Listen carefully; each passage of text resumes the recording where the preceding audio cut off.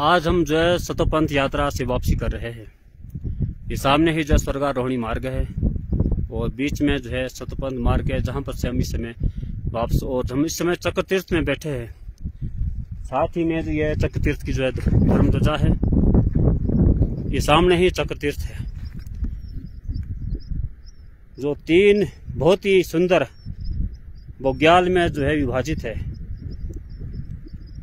और ये सुंदर दृश्य है यहाँ का, ऊंची चोटियों का। ये नीलकंठ पर्वत सामने ही है जो बद्री विशाल के सामने ही है और सतपंथ मार्ग में भी है, दिखता है। ये सामने ऊंचा ग्लेशियर है जो बर्फ से ढके है और इस समय चांदी की तरह चमके हुए हैं। मेरे साथ मेरे साथी जगदीप जी है, सुनील जी है। मैं जगदीप जी से जानना चाहूँगा कि ये उनकी कौन सी यात्रा है और उन्हें यहाँ आकर जो है कैसा महसूस हो रहा है। तो आगे आपको जगदीप जी इस विषय में अपने विचार प्रकट करेंगे, आप ध्यान से सुने। मेरी यहाँ दूसरी यात्रा है। पहली यात्रा मेरी 2018 में थी। आपको यहाँ आके कैसा लग रहा है? बहुत अच्छा महसूस हो रहा है इस वक्त, परंतु चक्र तीर्थ से जो सतोपंथ का मार्ग है वो बहुत कठिन है।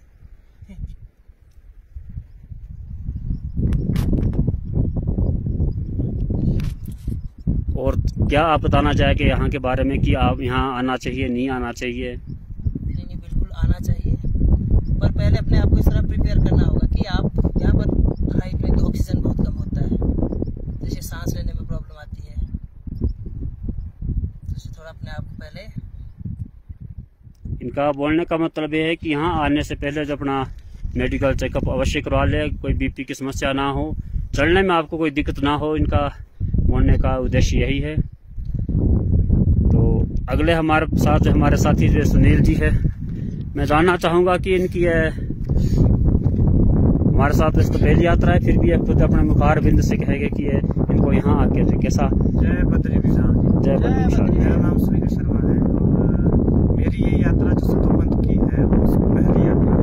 पहला अनुभव है ऐसा, पहली यात्रा की है हमारे जुड़ेश्वर महाराज की। वो भी टफ है थोड़ी, पर ये कुछ ज़्यादा टफ है। और ये जो अपनी चढ़ाई लगती है चक्र तीर्थ से लेके, ये थोड़ी ज़्यादा टफ है। यहाँ पे थोड़ी दिक्कत आती है, ऑक्सीजन की भी दिक्कत है। और यहाँ से आके जो है सतोपंथ के लिए भी थोड़ा थोड़ा मतलब सीधा सीधा है, ऐसा नहीं है, मतलब है थोड़ी टफ है। ग्लेशियर के बीच से जाना पड़ता है, थोड़ा सा दिखाएंगे तो। और वो मतलब इतनी टफ भी नहीं कह सकते और इतनी आसान भी नहीं कह सकते हैं। तो इसलिए जो भी यंग जनरेशन जो भी आना चाहे तो अपना पूरा मतलब अपने साथ सामग्री खाने की लेके आए और अपना सिलेंडर भी लेके आए जो ऑक्सीजन का होता है। और बाकी तो आवश्यकतानुसार जो भी सामग्री है वो जरूर लेके आए, अपना मेडिकल चेकअप जरूर करा के आए यहाँ पे, और यात्रा पे जरूर आए। बिल्कुल बहुत अच्छी यात्रा है। और जो इसके अंदर सतोपंथ का जो ताल देखा है वो तो क्या वो का दृश्य है। जय बद्री। जय बद्री विशाल जी।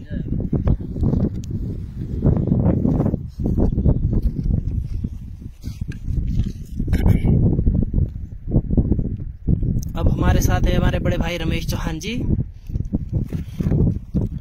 जी, आपकी यहाँ कौन सी यात्रा है भैया जी? जय बद्री विशाल। जय बद्री विशाल। मेरी ये दूसरी यात्रा है। पहली यात्रा हमारी 2018 में हुई थी, जिसमें हम 9 आदमी यहाँ आए थे, मेरे भाई बंधु ही थे। और ये हमारी दूसरी यात्रा है और इसमें जगदीप जी है, मेरी दूसरी यात्रा भी मेरे साथ है, तो मुझे अच्छा लग रहा है। हाँ, यात्रा के बारे में ये आपको मैं अवश्य बताना चाहता हूँ कि ये मार्ग वैसे तो कठिन काफ़ी है, लेकिन अगर मन में दृढ़ निश्चय हो तो बहुत सरल भी है। आपको नारायण और भगवान का ध्यान करते हुए, बद्री विशाल का ध्यान करते हुए आगे चलते रहेंगे तो आपको ये मार्ग बहुत ही जो है अच्छा लगे, कोई कठिनाई आपको महसूस नहीं होगी। इस समय हम चक्र तीर्थ में धर्म ध्वजा के पास है और ये सामने ही चक्र तीर्थ है। कहा जाता है कि यहाँ पर पांडवों में जो अर्जुन थे, उन्होंने यहाँ घोर तपस्या करके शाश्वत अस्त्र प्राप्त किया था भगवान शिव से, और स्वर्गारोहणी यात्रा के दौरान उन्होंने यहीं पर जो है प्राण त्याग दिए थे।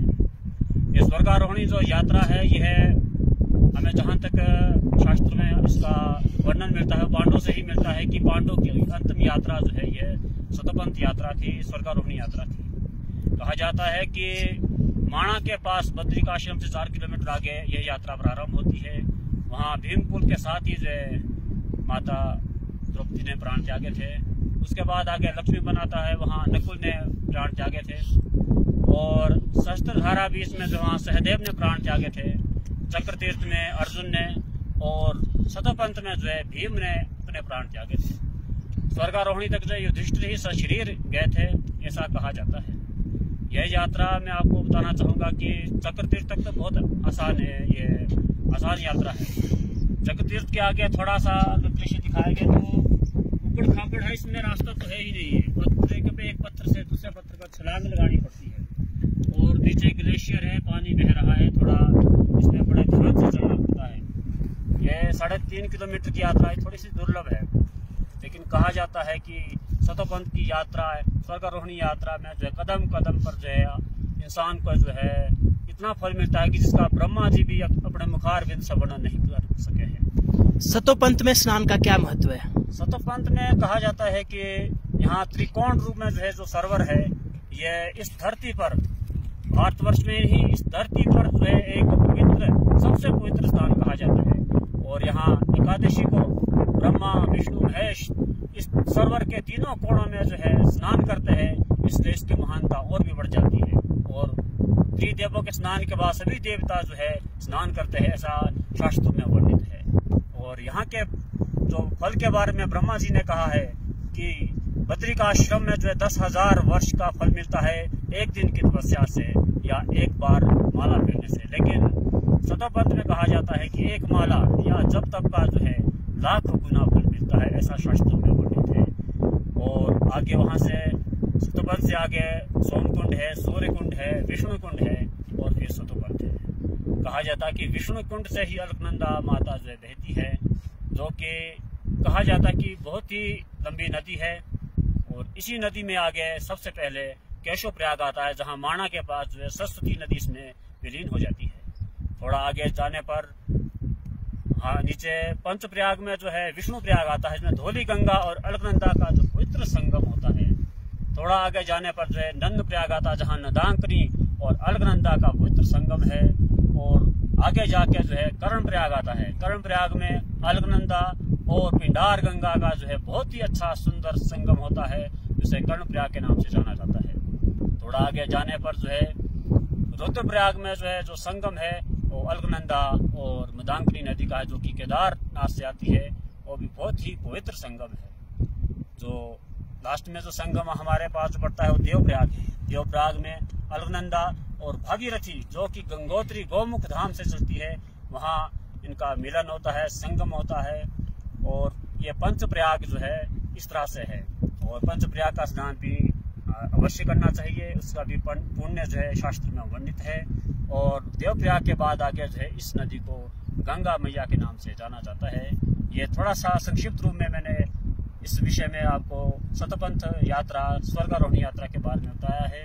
और मैं आपसे यह भी प्रार्थना करना चाहूँगा कि आप अगर स्वास्थ्य से बिल्कुल अच्छे हैं तो आप यहाँ अवश्य आए, अपना थोड़ा सा मेडिकल चेकअप करवा के, अपने अगर चलने की क्षमता आपकी है तो आप यहाँ अवश्य आए और पुण्य के भागीदारी बने और नारायण की कृपा जो प्राप्त करिए। नारायण नगरी है, नारायण का जो पवित्र धाम है। यह इसी चंद शब्दों के साथ मैं अपनी वाणी को विराम देता हूँ। जय बद्री विशाल। जय बद्री विशाल।